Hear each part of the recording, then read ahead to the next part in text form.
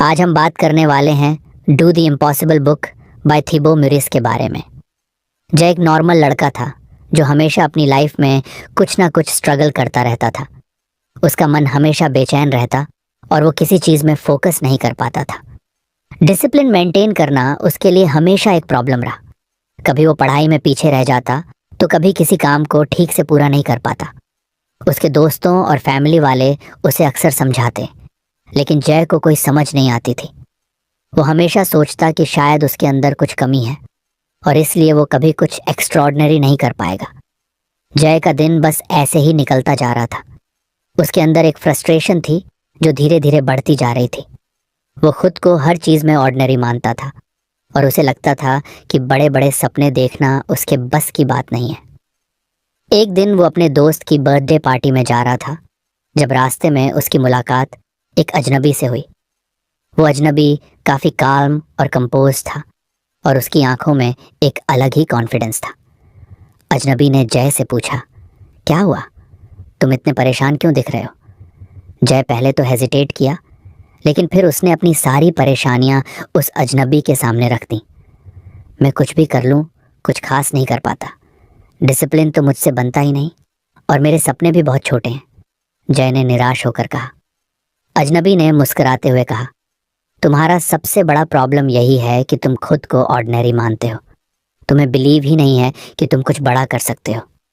जय ने कन्फ्यूजन में पूछा, मतलब बिलीव करने से क्या बदल जाएगा? अजनबी ने थोड़ी देर सोचा और फिर कहा, द पावर ऑफ बिलीफ बहुत स्ट्रांग होती है। अगर तुम बिलीव नहीं करते कि तुम कुछ एक्स्ट्रॉर्डनरी कर सकते हो तो तुम कभी कर नहीं पाओगे। तुम अपनी खुद की लिमिटेशंस बना लेते हो और वो तुम्हें रोक देती है।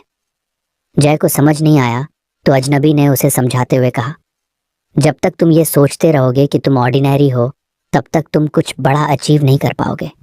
तुम्हें अपनी लिमिटिंग बिलीव्स को चैलेंज करना होगा। सोचो, अगर तुम बिलीव करो कि तुम कुछ इम्पॉसिबल कर सकते हो तो तुम्हारी सोच और एक्शंस ऑटोमेटिकली वैसे ही चेंज हो जाएंगे। जय को ये बातें समझ तो आ रही थी, लेकिन फिर भी उसे शक था। उसने पूछा, लेकिन मैं कैसे मान लूं कि मैं कुछ इम्पॉसिबल कर सकता हूं? ये तो बस सुनने में अच्छा लगता है। अजनबी ने मुस्कुराते हुए कहा, तुम्हें पहले अपने दिमाग से वो बैरियर्स हटाने होंगे जो तुमने खुद बनाए हैं। बिलीव करो कि तुम एक्स्ट्रॉर्डिनरी बन सकते हो और फिर देखो कैसे तुम्हारा अप्रोच बदल जाता है। तुम बड़े गोल्स सेट करने लगोगे और उनको अचीव करने के लिए मेहनत भी उतनी ही बढ़ जाएगी, लेकिन सबसे पहले तुम्हें खुद पर विश्वास करना होगा। जय के मन में ये बातें घूमने लगीं। उसे लगा कि शायद उसकी प्रॉब्लम यही थी कि वो कभी खुद पर बिलीव ही नहीं कर पाया। उसने हमेशा खुद को ऑर्डिनरी समझा और इसलिए उसकी एक्शंस भी वैसे ही रही। अगर वो खुद पर बिलीव करना शुरू कर दे तो शायद वो भी कुछ बड़ा कर सकता है। अजनबी ने उसे समझाया, बड़े लोग सिर्फ इसलिए बड़े नहीं होते क्योंकि उनके पास टैलेंट है। वो इसलिए बड़े होते हैं क्योंकि वो बिलीव करते हैं कि वो कुछ एक्स्ट्रॉर्डिनरी कर सकते हैं। अगर तुम भी बिलीव करोगे तो तुम भी इम्पॉसिबल को पॉसिबल बना सकते हो। जय को अब धीरे धीरे समझ आने लगा था कि उसकी सोच ही उसकी सबसे बड़ी एनिमी रही थी। उसने कभी अपने पोटेंशियल को एक्सप्लोर ही नहीं किया था क्योंकि उसे हमेशा लगा कि वो ऑर्डिनरी है। लेकिन अब वो डिटरमिन्ड था कि वो अपनी सोच बदल कर कुछ बड़ा अचीव करेगा। उसने खुद से वादा किया कि अब से वो अपने बिलीव्स को चैलेंज करेगा और खुद पर पूरी तरह से ट्रस्ट करेगा। अजनबी ने जाते जाते जय से कहा, याद रखो, दुनिया में कोई भी बड़ा काम तब तक इम्पॉसिबल लगता है जब तक वो हो नहीं जाता। बिलीव करो और फिर देखो कैसे तुम दुनिया में कुछ एक्स्ट्रॉर्डिनरी इम्पैक्ट डाल सकते हो। जय ने उस दिन से अपनी जर्नी शुरू की। वो अपने बिलीव्स को ट्रांसफॉर्म करने में लग गया। अब उसकी नज़र सिर्फ बड़ी अचीवमेंट्स पर थी और उसे पूरा भरोसा था कि वो भी एक्स्ट्रॉर्डिनरी बन सकता है। ये सिर्फ शुरुआत थी उसकी एक नई जिंदगी की और अभी उसकी जर्नी में कई चैलेंजेस आने वाले थे। लेकिन जय अब पहले से ज़्यादा कॉन्फिडेंट और फोकस था। जय अब उस अजनबी से मिली बातों पर सोच रहा था। उसने पहली बार महसूस किया था कि उसकी सबसे बड़ी समस्या उसकी सोच थी, उसका खुद पर यकीन न होना। उसे ये बात धीरे धीरे समझ आने लगी थी कि अगर उसे अपनी ज़िंदगी में कुछ बड़ा करना है तो सबसे पहले उसे अपनी लिमिटिंग बिलीव्स को हटाना होगा। कुछ दिनों बाद जय उसी रास्ते से गुजर रहा था जहां उसने उस अजनबी से पहली बार मुलाकात की थी। उसके मन में बहुत सारे सवाल थे। वो जानना चाहता था कि आगे क्या करना है। तभी अचानक वही अजनबी फिर से उसे दिखाई दिया। इस बार जय में पहले से कहीं ज्यादा जोश और उत्सुकता थी। अजनबी ने उसे देखते ही पूछा, तो क्या तुमने अपने बिलीव्स को चैलेंज किया? जय ने सिर हिलाते हुए कहा, हाँ, मैंने अब खुद पर थोड़ा विश्वास करना शुरू कर दिया है, लेकिन मुझे अब भी लगता है कि कुछ मिसिंग है। मैं समझ नहीं पा रहा कि अब आगे क्या करना चाहिए। अजनबी ने मुस्कुराते हुए कहा, तुम सही दिशा में जा रहे हो, लेकिन अब तुम्हें अपने बिलीव्स को और भी गहराई से समझने की ज़रूरत है। अब मैं तुम्हें एक और महत्वपूर्ण चीज़ सिखाऊंगा, मेटा बिलीव्स। अगर आपको हमारी फ्री समरी अच्छी लगती है तो आप हमारे चैनल को सब्सक्राइब कर सकते हैं, हमारी मेंबरशिप खरीद सकते हैं या हमें यूपीआई के थ्रू सपोर्ट कर सकते हैं। अब समरी पर वापस चलते हैं। जय ने कन्फ्यूजन में पूछा, मेटा बिलीव्स ये क्या होते हैं? अजनबी ने जय को समझाते हुए कहा, मेटा बिलीव्स वे फाउंडेशनल बिलीव्स होते हैं जो हमारी माइंडसेट और एक्शंस को गवर्न करते हैं। ये बिलीव्स हमारे हर डिसीजन और हर चैलेंज के प्रति हमारे एटीट्यूड को शेप करते हैं। अगर तुम्हारी मेटा बिलीव्स स्ट्रांग और सपोर्टिव हैं तो तुम किसी भी ऑब्स्टेकल को आसानी से ओवरकम कर सकते हो। लेकिन अगर तुम्हारी मेटा बिलीव्स कमज़ोर हैं या नेगेटिव हैं तो तुम बार बार फंसोगे। जय ने और भी ध्यान से सुना और फिर पूछा, तो मैं इन मेटा बिलीव्स को कैसे पहचानूं और कैसे स्ट्रांग बनाऊं? अजनबी ने कहा, सबसे पहले तुम्हें यह समझना होगा कि तुम किन चीज़ों में विश्वास करते हो और वे विश्वास तुम्हारी लाइफ पर कैसे असर डालते हैं। फॉर एग्जाम्पल, अगर तुम ये मानते हो कि तुम हमेशा अनलकी हो तो हर फेलियर के बाद तुम्हें यही लगेगा कि तुम्हारी किस्मत खराब है। लेकिन अगर तुम ये बिलीव करते हो कि हर चैलेंज एक लर्निंग अपॉर्चुनिटी है तो तुम हर फेलियर से कुछ नया सीखोगे। जय को अब समझ में आने लगा था कि उसकी लाइफ की बहुत सारी प्रॉब्लम्स उसकी खुद की थिंकिंग का रिजल्ट थी। वो अक्सर अपनी असफलताओं का कारण अपनी बैड लक को मानता था। अजनबी ने उसे एक और एग्जाम्पल देते हुए कहा, मान लो कि तुम्हारे पास दो लोग हैं। एक मानता है कि हर समस्या का हल होता है और दूसरा मानता है कि कुछ समस्याएं इतनी बड़ी होती हैं कि उनका हल संभव ही नहीं है। जब दोनों लोग एक ही चैलेंज फेस करेंगे तो पहले वाला कभी हार नहीं मानेगा और दूसरा जल्दी हार मान लेगा। ये उनकी मेटा बिलीव्स का रिजल्ट है।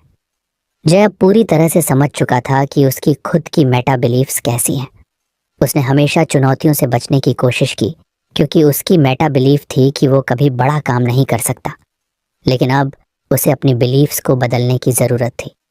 अजनबी ने आगे कहा, तुम्हें अपनी मेटा बिलीव्स को ग्रोथ और रेजिलियंस पर फोकस करना होगा। ग्रोथ का मतलब है कि तुम हर परिस्थिति में सीखने और आगे बढ़ने के लिए तैयार रहो, और रेजिलियंस का मतलब है कि जब भी कोई मुश्किल आए तुम कभी हार मानने को तैयार ना हो। जय ने थोड़ी देर सोचकर कहा, लेकिन क्या ये इतना आसान होगा? मैंने सालों से एक ही माइंडसेट के साथ जिया है, उसे चेंज करना तो बहुत मुश्किल होगा। अजनबी ने गंभीरता से जवाब दिया, बिल्कुल, यह आसान नहीं है, लेकिन यह भी एक प्रोसेस है। जैसे तुमने पहली बार बिलीव करना सीखा वैसे ही तुम्हें अपनी मेटा बिलीव्स को भी धीरे धीरे ट्रांसफॉर्म करना होगा। हर दिन हर चैलेंज के साथ तुम्हें अपनी सोच को रीसेट करना होगा। खुद से पूछो, क्या मेरी बिलीव्स मुझे एम्पावर कर रही हैं या मुझे पीछे खींच रही हैं? जय को यह बात काफ़ी प्रैक्टिकल लगी। उसे अब पता था कि उसे अपनी सोच और बिलीव्स को हर दिन हर सिचुएशन में इवैल्यूएट करना होगा। अजनबी ने एक छोटी सी कहानी सुनाई। किसी समय एक आदमी था जो बहुत सारे फेलियर्स फेस कर चुका था। हर बार जब भी वो असफल होता लोग उसे कहते कि वो कभी कुछ नहीं कर सकता। लेकिन उस आदमी ने कभी हार नहीं मानी क्योंकि उसकी मेटा बिलीफ थी कि कोई भी चीज़ असंभव नहीं है अगर मैं लगातार मेहनत करता रहूं। आखिरकार उसने इतनी बड़ी सक्सेस हासिल की कि वही लोग जो उसे ताने मारते थे उसकी तारीफ करने लगे। ये सब उसकी बिलीफ का नतीजा था। जय को ये कहानी सुनकर और भी मोटिवेशन मिला। उसे महसूस हुआ कि उसकी भी जर्नी कुछ ऐसी ही हो सकती है अगर वो अपनी सोच को सही दिशा में ले जाए।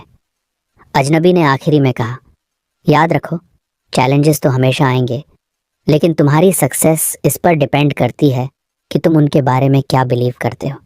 अगर तुम बिलीव करते हो कि हर ऑब्स्टिकल तुम्हें तोड़ने के लिए नहीं बल्कि तुम्हें और मजबूत बनाने के लिए है तो तुम हर चुनौती को एक नए नज़रिए से देखोगे। जय ने उस अजनबी से वादा किया कि अब वो अपनी मेटा बिलीव्स को पूरी तरह से चेंज करेगा। वो अब हर प्रॉब्लम को एक अपॉर्चुनिटी की तरह देखेगा और हर फेलियर से कुछ ना कुछ सीखेगा। अब जय की जिंदगी में एक नया चैप्टर शुरू हो चुका था। उसने अपने बिलीव्स को, अपने नज़रिए को ट्रांसफॉर्म करना शुरू कर दिया था। चैलेंजेस अब भी आते थे, लेकिन अब वो हर चुनौती को एक नई उम्मीद के साथ फेस करता था। उसकी सोच में एक बड़ा बदलाव आ चुका था और वो अब ऑर्डिनरी से एक्स्ट्रॉर्डिनरी बनने की तरफ अपना पहला कदम रख चुका था। जय अब अपनी मेटा बिलीव्स को बदलने के लिए पूरी मेहनत कर रहा था। उसने महसूस किया कि उसकी सोच, जो पहले उसे पीछे खींच रही थी, अब उसे आगे बढ़ने में मदद कर रही है। हर चैलेंज के साथ वो खुद से सवाल करता कि उसकी बिलीव्स उसे कैसे प्रभावित कर रही हैं और उसे किस तरह से आगे बढ़ना चाहिए। लेकिन जय को अब भी लग रहा था कि उसकी ज़िंदगी में कुछ और बदलाव की ज़रूरत है। उसकी बाहरी दुनिया में अभी वो बदलाव नहीं दिख रहे थे जो वो चाह रहा था। इसी बीच एक दिन जय उसी रास्ते पर फिर से चला गया जहां उसकी मुलाकात उस अजनबी से हुई थी। उसे उम्मीद थी कि वो उसे फिर से मिलेगा और मदद कर सकेगा, और सच में कुछ देर बाद वो अजनबी उसे दिखाई दिया। इस बार अजनबी के चेहरे पर एक खास मुस्कान थी, जैसे उसे पता था कि जय फिर से कुछ सवाल लेकर आया है। जय ने बिना समय गंवाए पूछा, मैंने अपनी बिलीव्स पर काम करना शुरू कर दिया है और ये सच में मदद कर रही हैं, लेकिन मेरी आउटर लाइफ में अभी भी बहुत सारी प्रॉब्लम्स हैं। मुझे समझ नहीं आ रहा कि मैं अपनी ज़िंदगी को किस तरह बेहतर करूं। अजनबी ने गहरी सांस लेते हुए कहा, तुम्हारी सोच सही दिशा में जा रही है, लेकिन अब तुम्हें एक और महत्वपूर्ण चीज़ समझनी होगी। अगर तुम्हें अपनी आउटर लाइफ में बदलाव चाहिए तो सबसे पहले तुम्हें अपनी इनर वर्ल्ड को बदलना होगा। जय ने उत्सुकता से पूछा, इनर वर्ल्ड मतलब मेरे थॉट्स और फीलिंग्स? अजनबी ने सिर हिलाते हुए कहा, एग्जैक्टली। तुम्हारी सोच, तुम्हारे इमोशंस और तुम्हारा एटीट्यूड, ये सब तुम्हारी इनर वर्ल्ड का हिस्सा है।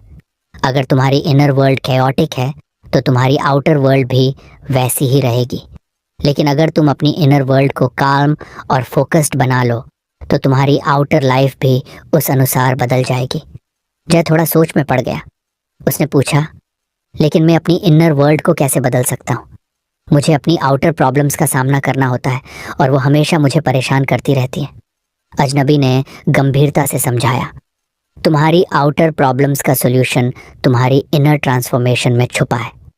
जब तक तुम खुद को अंदर से बदलने की कोशिश नहीं करोगे, तब तक बाहर की दुनिया में बदलाव मुश्किल होगा। अगर तुम्हें बड़े गोल्स अचीव करने हैं तो तुम्हें सबसे पहले अपने थॉट्स, इमोशंस और एटीट्यूड पर काम करना होगा। अजनबी ने एक कहानी सुनानी शुरू की।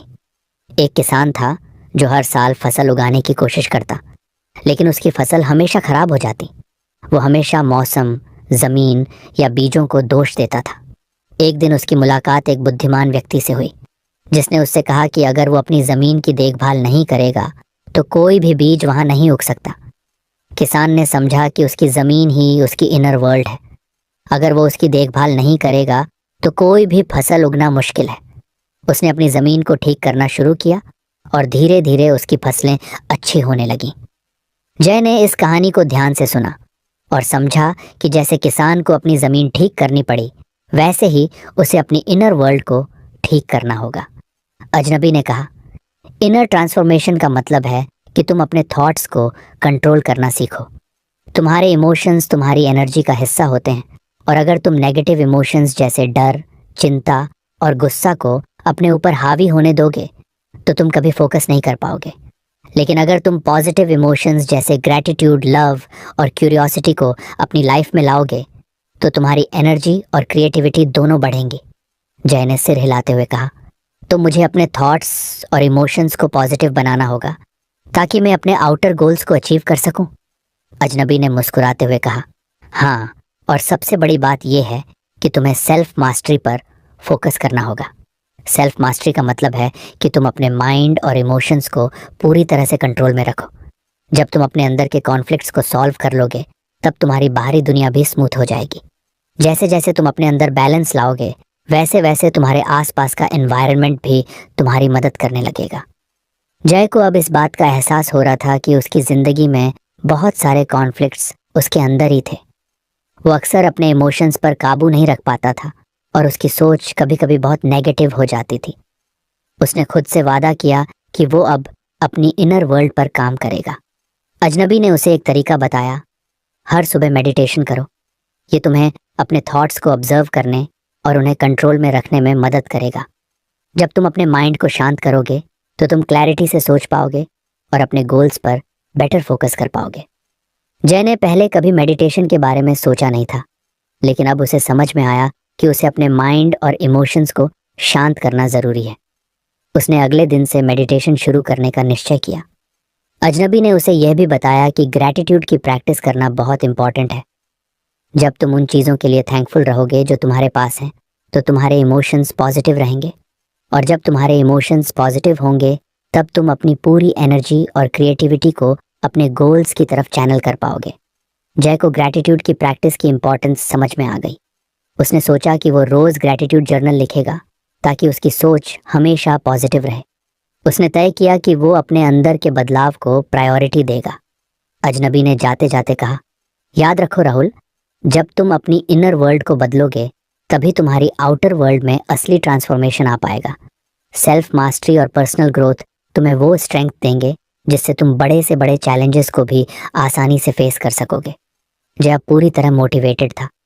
उसने महसूस किया कि अगर वो अपनी सोच, इमोशंस और एटीट्यूड को सही दिशा में ले जाएगा तो वो अपनी ज़िंदगी में बड़े बदलाव ला सकेगा।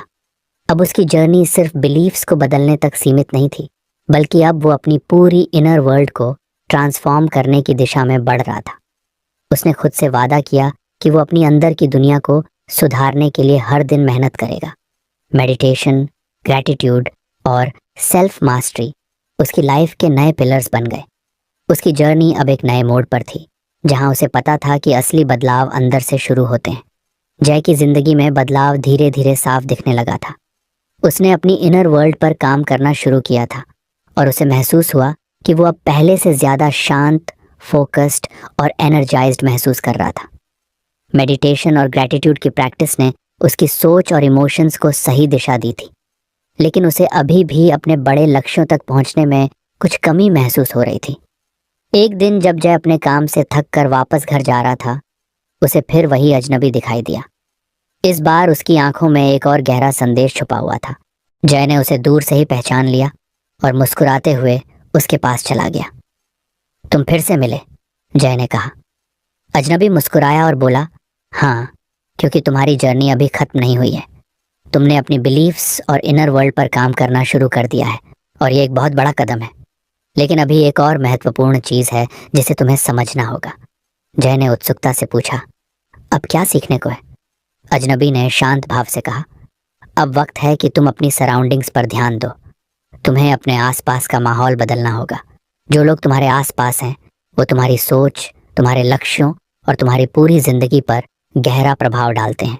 अगर तुम सच में एक्स्ट्रॉर्डिनरी बनना चाहते हो और अपनी लिमिट्स को तोड़ना चाहते हो तो तुम्हें अपने आप को एक्सेलेंस से घेरना होगा। जय ने गंभीरता से सुना, फिर पूछा, एक्सेलेंस से घेरना, इसका क्या मतलब है? अजनबी ने समझाया, मतलब ये कि तुम्हें ऐसे लोगों के साथ रहना होगा जो खुद अपने अपने क्षेत्रों में एक्सेलेंस की मिसाल हों। वो लोग जो एम्बिशियस हैं, जो हाई अचीवर्स हैं और जो हमेशा आगे बढ़ने की सोचते हैं।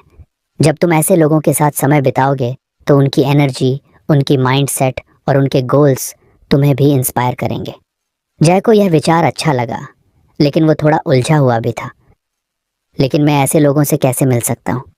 मेरे आसपास तो ज़्यादातर लोग ऐसे ही हैं जो बस अपनी ज़िंदगी को किसी तरह जी रहे हैं। अजनबी ने हल्की हंसी के साथ कहा, देखो, ये ज़रूरी नहीं कि तुम सीधे ऐसे हाई अचीवर से मिलो। सबसे पहले तुम अपने आसपास के एनवायरनमेंट को देखो। तुम किस तरह के कंटेंट कंज्यूम कर रहे हो? क्या तुम इंस्पायरिंग बुक्स पढ़ रहे हो? क्या तुम ऐसे लोगों के वीडियोस देख रहे हो जो तुम्हें मोटिवेट करें? एक्सेलेंस सिर्फ फिजिकल सराउंडिंग्स तक सीमित नहीं होती। तुम अपने डिजिटल वर्ल्ड को भी एक्सेलेंस से भर सकते हो। जय ने सिर हिलाते हुए कहा, समझ रहा हूँ। मुझे अब ध्यान देना होगा कि मैं कौन सी बुक्स पढ़ रहा हूँ और किस तरह के लोगों से सीख रहा हूँ। अजनबी ने जोर देते हुए कहा, सिर्फ बुक्स ही नहीं, तुम जिन लोगों के साथ ज़्यादा समय बिताते हो वो भी बहुत इंपॉर्टेंट है। अगर तुम्हारे दोस्त हमेशा नेगेटिव बातों पर फोकस करते हैं या जिनके पास कोई बड़े गोल्स नहीं हैं, तो उनकी एनर्जी तुम्हें भी पीछे खींचेगी। इसलिए अपने सर्कल को ध्यान से चुनो। ऐसे लोगों से घिरो जो तुम्हारे साथ ग्रोथ की बातें करें, जो तुम्हें इंस्पायर करें और जो खुद भी अपने अपने गोल्स की तरफ बढ़ रहे हों। जय थोड़ी देर के लिए सोच में पड़ गया। उसे याद आया कि उसके कुछ दोस्त अक्सर कंप्लेन करते रहते थे और उनके पास कोई बड़े गोल्स नहीं थे। वो ज्यादातर अपनी जिंदगी को उसी तरह से स्वीकार कर चुके थे जैसी वो थी। लेकिन अब जय को समझ आ रहा था कि उसे अपनी सराउंडिंग्स को बदलने की जरूरत है। मैं समझ गया, जय ने कहा, लेकिन मैं अपने दोस्तों को कैसे बदलूं? मैं तो उन लोगों को कई सालों से जानता हूं। अजनबी ने गंभीर स्वर में कहा, दोस्तों को बदलने की जरूरत नहीं है, लेकिन यह जरूरी है कि तुम तय करो कि तुम्हें किसके साथ ज्यादा वक्त बिताना है। अगर कोई दोस्त तुम्हें डिमोटिवेट करता है या तुम्हारी ग्रोथ को सपोर्ट नहीं करता तो उनके साथ समय कम बिताओ और ऐसे लोगों की तलाश करो जो तुम्हें इंस्पायर करें। याद रखना, तुम उन 5 लोगों के औसत होते हो जिनके साथ तुम सबसे ज्यादा समय बिताते हो, इसलिए अपने समय को वाइजली इन्वेस्ट करो। जय ने यह सुना और उसकी आंखों में एक नई चमक आ गई। उसने ठान लिया कि वो अपने आसपास की दुनिया को बेहतर बनाएगा। उसने सोचा कि वो ऐसे मेंटर्स ढूंढेगा जो उसे गाइड कर सकें और ऐसे लोगों के साथ वक्त बिताएगा जो उसे चैलेंज करें। लेकिन मैं ऐसे लोग कहाँ से ढूंढूंगा? जय ने सवाल किया। अजनबी ने जवाब दिया, तुम्हें एक्टिवली एफर्ट्स करने होंगे। अगर तुम्हें लगता है कि तुम अपने करंट सर्कल में सही गाइडेंस नहीं पा रहे हो तो नए लोगों से मिलो। आजकल सोशल मीडिया पर भी ऐसे ग्रुप्स होते हैं जहां एम्बिशियस लोग एक दूसरे से जुड़ते हैं। कॉन्फ्रेंस, वर्कशॉप और सेमिनार में जाओ जहां तुम ऐसे लोगों से मिल सकते हो। जितना तुम ऐसे लोगों के साथ रहोगे उतना ही तुम्हारा माइंडसेट एक्सपैंड होगा। जय ने सिर हिलाते हुए कहा, तो बेसिकली मुझे अपनी एसोसिएशन को केयरफुली चुनना होगा और ऐसी जगहों पर जाना होगा जहां मैं अपने जैसे लोगों को पा सकूं। अजनबी ने सहमति में सिर हिलाया। एग्जैक्टली, और सिर्फ फिजिकल दुनिया में ही नहीं बल्कि अपने माइंड को भी एक्सेलेंस से घेरो। जब तुम इंस्पायरिंग बुक्स पढ़ोगे, पॉजिटिव पॉडकास्ट सुनोगे और मोटिवेशनल वीडियोस देखोगे तो तुम्हारा माइंड ऑटोमेटिकली उस डायरेक्शन में मूव करेगा। तुम्हारी एनर्जी और फोकस दोनों बढ़ेंगे। जय को ये बातें बहुत लॉजिकल लग रही थीं। उसने देखा कि वो पहले अपनी एनर्जी को गलत चीज़ों में इन्वेस्ट कर रहा था। बिना सोचे समझे इंटरनेट पर टाइम पास करना, नेगेटिव कंटेंट देखना और ऐसे लोगों से घिरा रहना जो उसे आगे बढ़ने के लिए इंस्पायर नहीं करते थे। अब मुझे समझ आ रहा है कि मैं कहाँ गलती कर रहा था, जय ने कहा। मैं हमेशा सोचता था कि मुझे खुद ही सब कुछ करना है, लेकिन मैंने कभी इस बात पर ध्यान नहीं दिया कि मेरे आसपास के लोग और कंटेंट मेरी ग्रोथ पर कितना असर डालते हैं। अजनबी ने मुस्कुराते हुए कहा, तुम्हारी ग्रोथ का सीधा कनेक्शन तुम्हारी सराउंडिंग से होता है। जब तुम ऐसे लोगों के साथ रहोगे जो खुद मोटिवेटेड हैं और एम्बिशियस हैं तो तुम भी नेचुरली उस डायरेक्शन में मूव करोगे। और जब तुम अपनी सराउंडिंग्स को एक्सेलेंस से भर लोगे तो तुम्हारी बाउंड्रीज खुद ब खुद एक्सपैंड होने लगेंगी। जय अब पूरी तरह से तैयार था। उसने तय कर लिया था कि वो अपनी सराउंडिंग्स को एक्सेलेंस से भर देगा।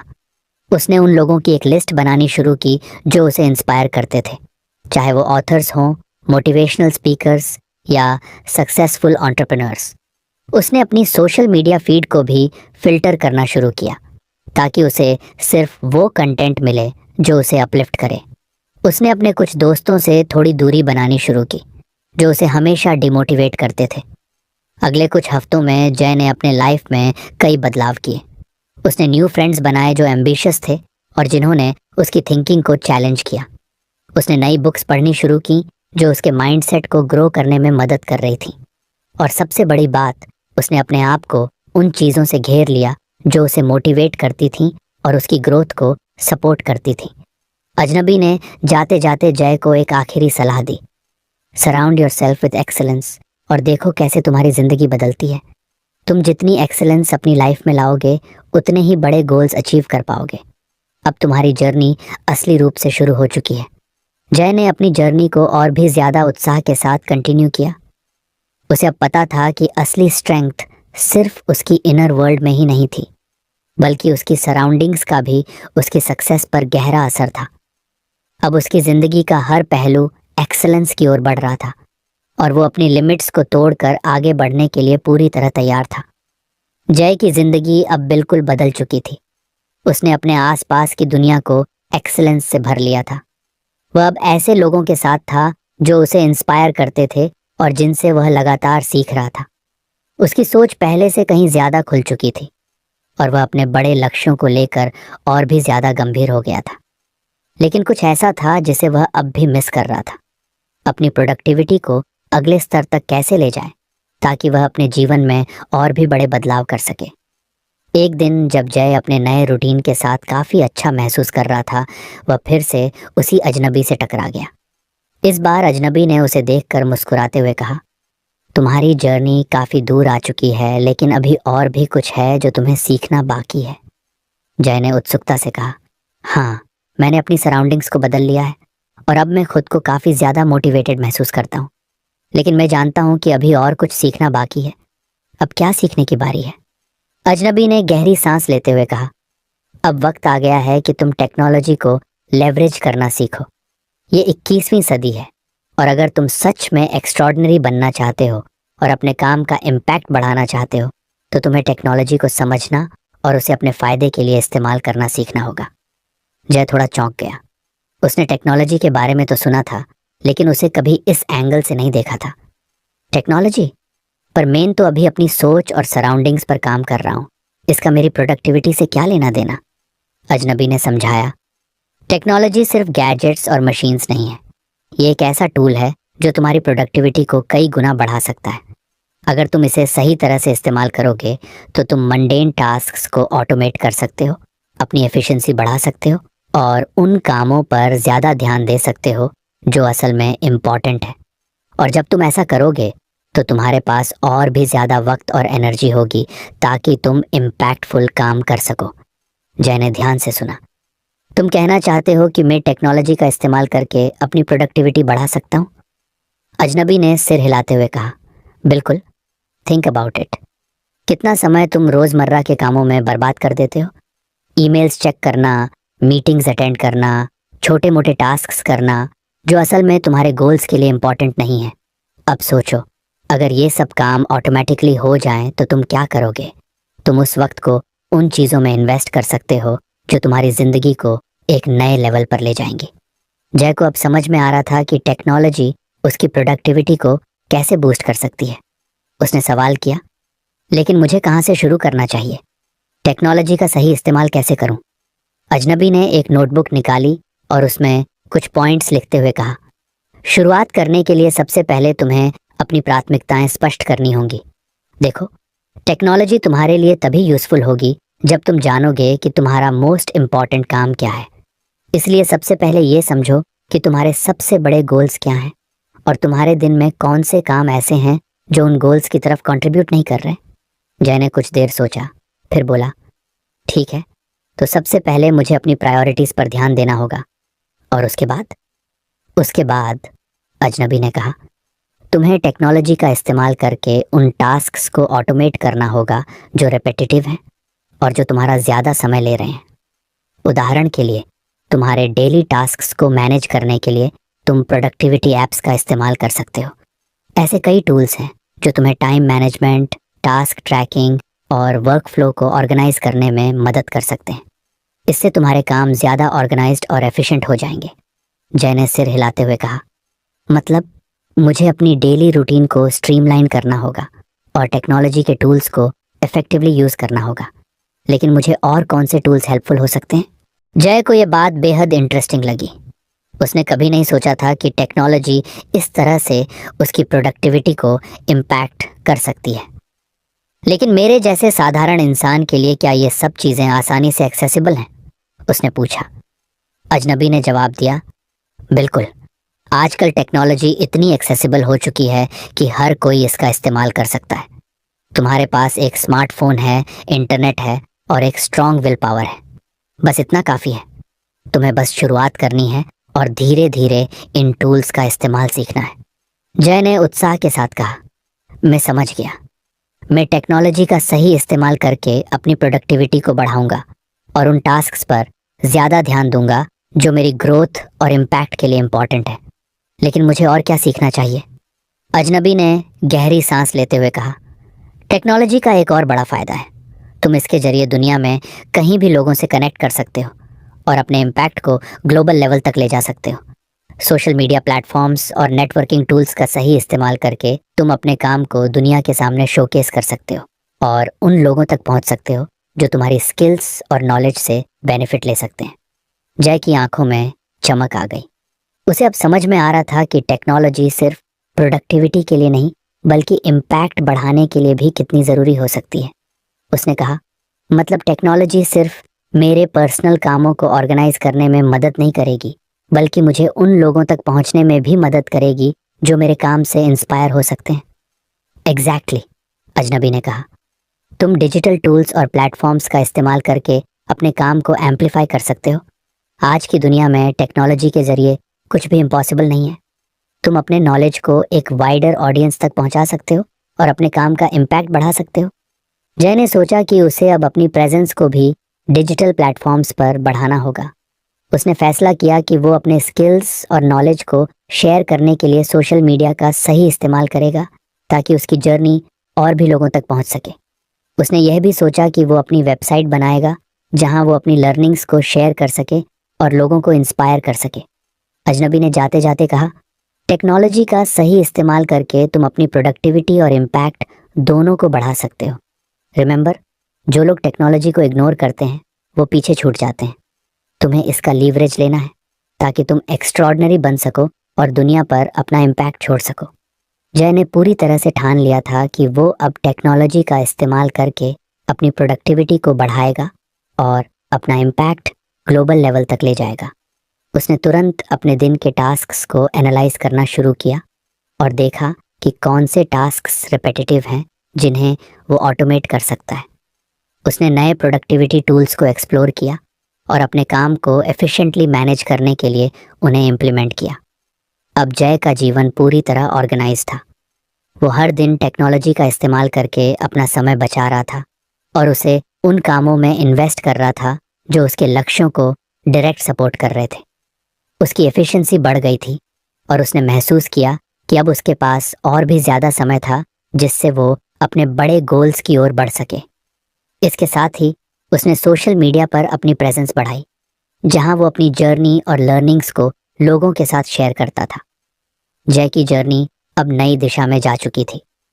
टेक्नोलॉजी के सही इस्तेमाल से उसने न केवल अपनी प्रोडक्टिविटी को बढ़ाया था बल्कि अपने इम्पैक्ट को भी कई गुना बड़ा कर लिया था। अब वो अपने आसपास के लोगों को भी इंस्पायर कर रहा था कि कैसे वो टेक्नोलॉजी को लेवरेज करके अपनी ज़िंदगी में बड़े बदलाव ला सकते हैं।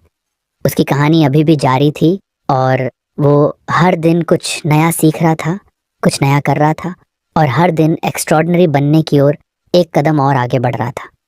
जय की ज़िंदगी अब पूरी तरह से बदल चुकी थी। उसने वो सारे लेसन्स जो उसे उस अजनबी से मिले थे अपनी ज़िंदगी में उतार लिए थे। उसके भीतर की ट्रांसफॉर्मेशन ने उसे ऐसा बना दिया था कि अब वह खुद दूसरों के लिए इंस्पिरेशन बन चुका था। उसने ना सिर्फ अपने बिलीव्स को बदला था बल्कि अपनी सराउंडिंग्स और टेक्नोलॉजी का सही इस्तेमाल कर अपने गोल्स की तरफ तेज़ी से बढ़ रहा था। जय ने उसे देखकर खुशी से कहा, तुम फिर से आ गए, अब मुझे और क्या सीखना बाकी है। अजनबी ने उसकी तरफ ध्यान से देखा और कहा, अब तुमने हर वो चीज़ सीख ली है जो तुम्हें एक्स्ट्रॉर्डनरी बनने के लिए चाहिए थी, लेकिन एक आखिरी लेसन अब भी बाकी है जो तुम्हारी जर्नी को पूरा करेगा।